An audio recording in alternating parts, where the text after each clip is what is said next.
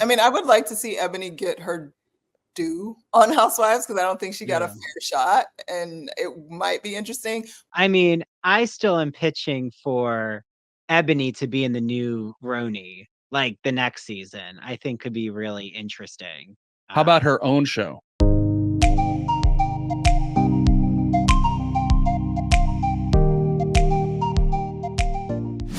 Because I feel like Kelly is incapable of actually connecting in real circumstance. And I think they are way too real for her.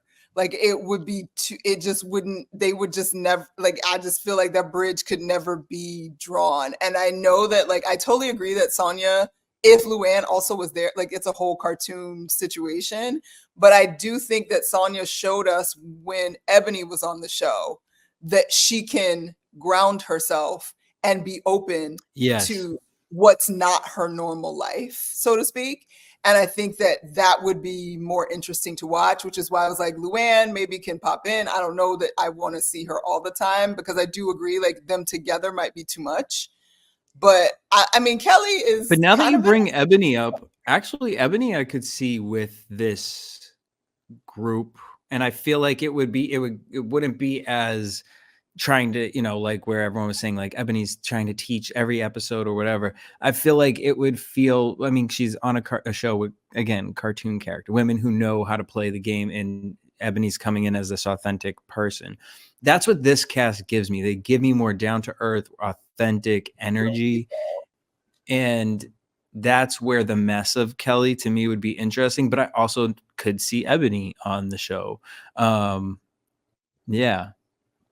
I mean, I would like to see Ebony get her due on Housewives because I don't think she got a fair shot, and it might be interesting. But I also understand that if it's, I don't know that she bridges the gap when they're not actually friends, because I feel like if Ebony was going to be involved, if they had built the new reboot around Ebony, I think that might have been better because Ebony is a real chick, and like I don't know that she wants to or would dive into this well. Yeah, I was gonna say, would she even want to do it? Obviously, right, great platform, but I feel like if that ever did become a thing of conversation, like her own series. I mean, just out of sake of shows that have already been on the air, like a reboot of Blood, Sweat, and Heels or something, like something where she's the driving force.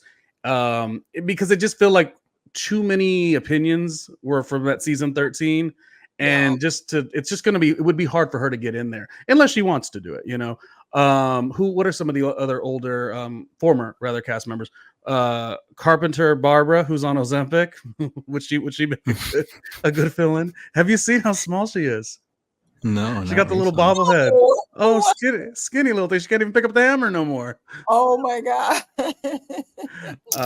Well, anyways, about like Heather Thompson. But I would like, because I'm not totally like against like a name, so to speak, because honestly, this may be like crazy, wildly unpopular, but like I would like to see like a Bevy Smith alongside. That's been mentioned, alongside Jenna, because they're in the same age bracket, but also bring and like in the fashion world for different reasons, but like super big personalities that will like, I just feel like Bevy would bring Harlem to it. It rounds out the New York City-ness for me, and I just feel like she's fun, and her energy would be cool to see her interact, and she would not be able to be herself, even though she obviously be in the industry. And I feel like she would, tell the girls and read the girls and enjoy herself and show the girls another side as well. And I would like Bevy and Sonia to join the cast. Those are my two choices. Bevy's been a great choice, but I feel like I've heard her say she wouldn't want to do a show like that. I'm pretty sure she has. And that's that same thing with Jenna. It's like when you have these higher tier, successful women coming into this show, at least what the show used to be. I feel like New York is interesting because at least so far, we're not doing all of the drama based on like what was coming from a blog or like a husband's, infidelity that we didn't know about, and then he was embezzling money. Like it's just, the show has gotten so much that you're losing the chance at getting really quality women, and Bevy is that. And so maybe Jenna really kind of opened up that door to make, there could be some comfort, because I don't think going into it, if you were Bevy being approached, I don't think, what was it, season 15 last year? I don't think Bevy would look at that show. I don't think she'd want to do that show because it was a mess. But then the season that we just had, and it's starting to be elevated a little bit, you just get a better chance at a better group of women, not thirsty. You know what I mean?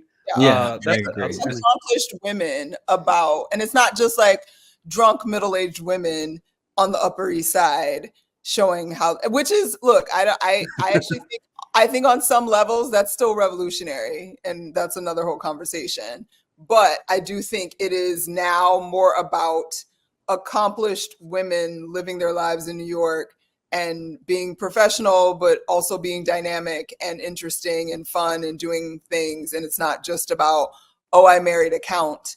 Oh, I'm trying to, whatever. So I don't know. I think it's a space where she would fit now, even if the check was right. I bet Miss Bevy would consider. Oh, well, that's a different story. What I don't like is that they gaslight Eboni. Like, Eboni told us all this. Yeah. Like, hello. When you feel like your voice is not being heard, like that is a rough one. So when Eboni in that article, she used some strong language to convey Bethany's not going to be the one to, put my opinion out there. And it's always like such a big reaction, but it's like, well, were you listening to Eboni to begin with? Well, Really, first of all, Bethany has said the same thing about people. She's like, Andy's not going to be the one who talks for me. I mean, Bethany does the same thing that Ebony's doing. Like, how many times have we heard Bethany say, her and housewives are not going to speak for me? I mean, we should never have someone speak for us. Like, that's where I agree. Like, Eboni is saying no one should speak for you. Like, your honesty and your voice should be your voice and your narrative. But I will say this. Thank goodness Ebony's voice is being heard and listening to Ebony's points. So I don't think Eboni had an off season. I think she showed up. Like I had watched her, of course, a couple interviews that she would do when she was with her initial book. Would be on the Breakfast Club. She did the show with Joe Budden on Revolt Network. And then 100 years ago, she did Black Hollywood Live, which was the sister network to AfterBuzz, which is where I was at. So I, of course, knew of who she was, but I never necessarily knew all of her work. She showed up that season. I feel like when it's all said and done, her tagline said it all. I have to do 2 times as much to get half as much. Like she said it in the tagline, and every element that we're seeing still verifies that. Like that she stated it, and then now we continue to see it. So to her, like I feel like, I hope like people really reach out and support her, because while it's weird with Eboni, because no one really, because she's such a winner and rebounded really wonderfully with the show and on Byron Allen's network, there's almost kind of like she's fine, but she's fine on the basis of what she did. In terms of the way she was like treated in that situation, it's still where's the apology? Well, that's the thing is, Luann kind of implied that like so many of the women implied that Eboni brought them down. And it's like, where's the apology, Luann, for you, gaslighting Eboni? Like, where's the apology, Ramona? They just can't take accountability. I just don't understand. And a lot of that is because they never had a reunion. And I agree. I think that was one of the worst decisions. This is why I said I like the new era of Real Housewives of New York, Ronnie, because there's different ways to create compelling content. That season, I just don't feel like you should put it all on Eboni. There was so many different elements. You lost Bethany. Well, I guess that was the year before, but you lost a superstar. Well, they lost Dorinda. And they lost Dorinda. You lost these really strong, successful characters to the equation of the show.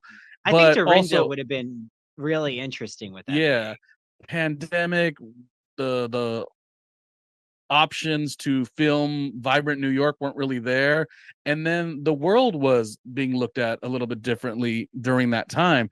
So I don't know how you blame one character for creating that. Yeah, maybe like I said, seeing her career slowly grow, maybe there's a little bit of a bias, but I had no expectations when Ebony did the show. But let me tell you, watching that season, I was like, she showed up. Like she didn't do extra, in my opinion. She Yeah. wasn't extra, but she really got looked at negatively.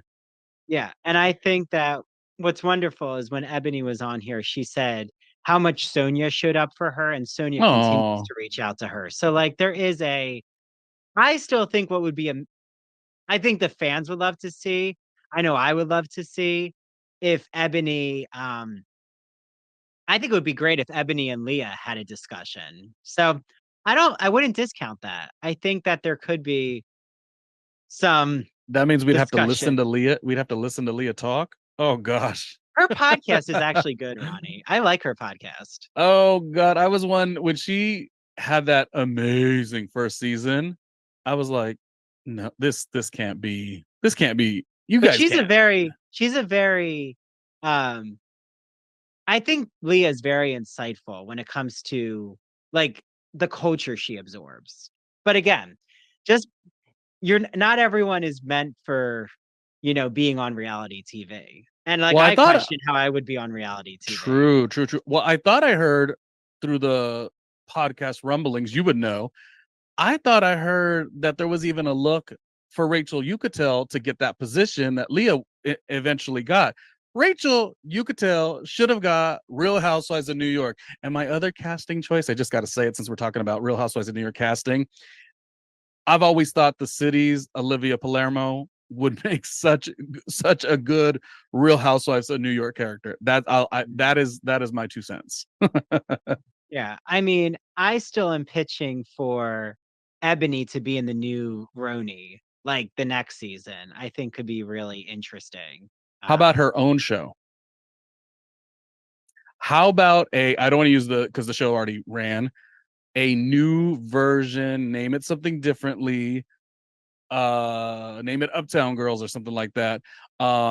Which is one of the things I actually loved about Ebony's season 13, because like the Harlem Candle Company, like I actually would purchase stuff from the Harlem Candle Company at the Sugar Hill Marketplace because I lived up there for so many years, for about 4 years. So a lot of what we were seeing that she was showing the ladies was like very much what I was already familiar with. So anyways, a Blood, Sweat and Tears, Uptown Girls, kind of successful women like just rocking out Harlem, I think would be the show. I That's what I think would like to see. I think we would need white collar women.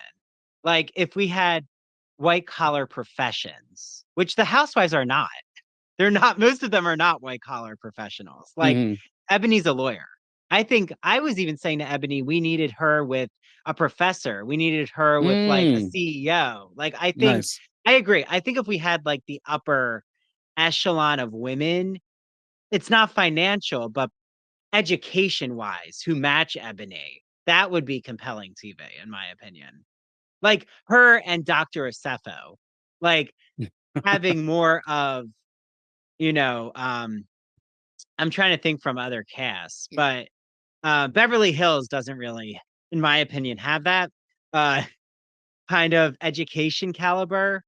Um, but I mean, even Dorit could actually be interesting with her background. Mhm. Again, I think you're right. I think Ebony needs something outside of Bravo, and I'm sure she's working on it. Yeah. So okay. On that note, this is great. So how can Mhm. everyone follow you? How can they listen to you? All of those things. Yeah, most everything is located centrally through randomlyronniejr.com. If you're on Patreon, do the keyword randomly Ronnie Jr. If you're on YouTube, the keyword randomly Ronnie Jr.